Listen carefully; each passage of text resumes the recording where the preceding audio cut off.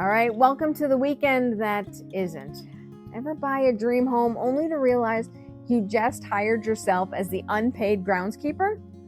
Welcome to the low maintenance home deep dive. This is going to be the real deal guide to skipping mulch madness and reclaiming your weekends in Colorado. And I'm not talking condos with postage stamp patios. I'm going to talk about the secret most buyers miss. And what we're going to cover in this video are the 4 types of low maintenance homes and which ones are secretly high maintenance in disguise. We're going to talk about the sneaky HOA clause that could cost you 5 figures and which West Denver neighborhoods are actually worth it. Oh, and the one backyard direction that gives you maximum wine and mountain vibes. I want you to stick around because if you're thinking about skipping chores and still building wealth, you're going to need this. All right, here's how it starts. You say you want a simpler lifestyle. You move to Colorado, you get a beautiful house, and by Saturday morning, you're Googling how to reseed a lawn or maybe fight off wasps. You didn't move here to spend 6 hours cleaning gutters, did you? You moved here for Red Rocks hikes, golden sunsets, and quiet evenings on that patio that don't involve weed whackers. But low maintenance homes are a bit like online dating profiles. I had a buyer lock in what she thought was a dreamy paired home in Lakewood. It was clean, it was modern, great patio. And then came the HOA special assessment, $14,000 surprise. Turns out the HOA hadn't updated their reserves in 8 years. Oh, and they forgot to plan for a new roof. Oops. I'll tell you later how to read exactly what the HOA isn't saying out loud. So what is a low maintenance home anyway? Most buyers think that it means no yard plus no snow equals done. Reality check. Here are your 4 options and what's awesome or maybe awful about each. Okay, townhomes.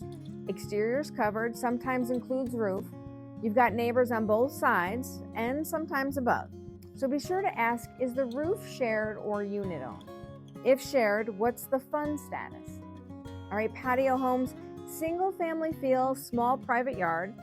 You might have to mow it or maybe pay for it. So be sure to ask, is the front yard maintenance included or just common areas? Next up is paired homes, also known as duplexes.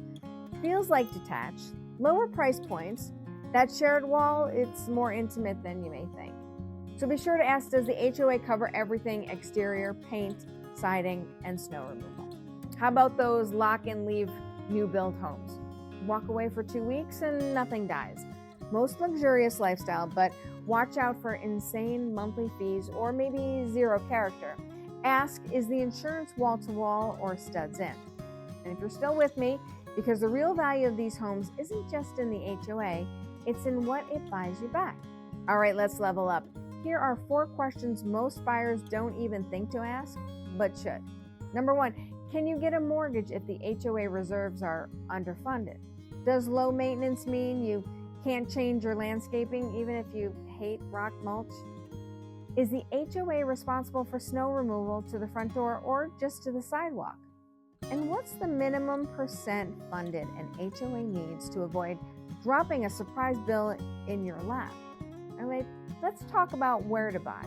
This is the West Denver cheat sheet. I'm going to break it down. For Littleton, you've got Prospect Village, great paired homes, near trails. You've got Southbridge, you've got snow removal, plus exteriors handled, real lock and lead. All right, in Lakewood, you've got Solterra, stunning paired homes. The HOA even covers front landscaping. Now, Belmar Row homes, walkable to everything. Those are some newer builds. In Golden, you've got Canyon Point patio homes with $1 million views and minimal yard fuss. Golden Ridge is older, but a solid HOA, easy access to downtown Golden. For Arvada, you've got Candelas townhomes, high-end finishes, low fuss. Old Town lofts, you can walk to breweries, coffee, and yoga with 0 yard time. So, how do you avoid disaster disguised as a dream home? Read the HOA reserve study. If they haven't done one in 3 years, red flag. Ask about private roads. If the HOA owns them, you're paying to repave. Look at the percentage funded. Aim for 70% or higher. Below that, you can expect some surprise bills. Confirm snow removal, that it covers your walkway, not just the shared driveways. Let's talk about what you gain. Let's say this move gives you back 5 hours a week. That's over 250 hours a year. So what would you do with it? Get to the trailhead before everyone else? Maybe host impromptu dinner parties without weed whacking first? Or how about travel more without begging your neighbor to water your plants? Or maybe you just breathe and let your home work for you, not against you. And when it's all about direction, you want to know the one thing that I look for in every low maintenance home that I preview? West-facing patios, every single time. You get sunsets, afternoon light, far fewer snow issues. You want to sip wine while watching the sun dip over the Rockies? Face west. West-facing patios, every single time. You're going to get sunsets, afternoon light, far fewer snow issues. You want to sip wine while watching the sun dip over the Rockies? Face west. You want your patio to melt snow faster? Face west. Want that perfect lighting for a selfie? You know the answer. All right, here's your 3-step playbook to find your next home. Step 1, use search terms like patio home, lock and leave, or paired, or low maintenance. Step number 2, ask for HOA docs before touring.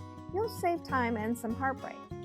Step number 3, prioritize homes that support the life that you want to live, not just the one that you want to show off. All right, if we haven't met, I'm Nicole with the Mama Bear team at Exit Mosaic Realty, and yes, I will absolutely tell you if that gorgeous low maintenance home is secretly a full-time job in disguise. And if you want a custom list of homes that make your weekends feel like weekends again, check out the link in the description. Now, here's the thing that not all low maintenance homes are in lifestyle-friendly neighborhoods. That's why next week we're going to break down the best walkable spots in Littleton. We're going to talk about the ones that actually feel like an upgrade. Until then, remember, life is short, live somewhere awesome, and be well. We'll see you next week.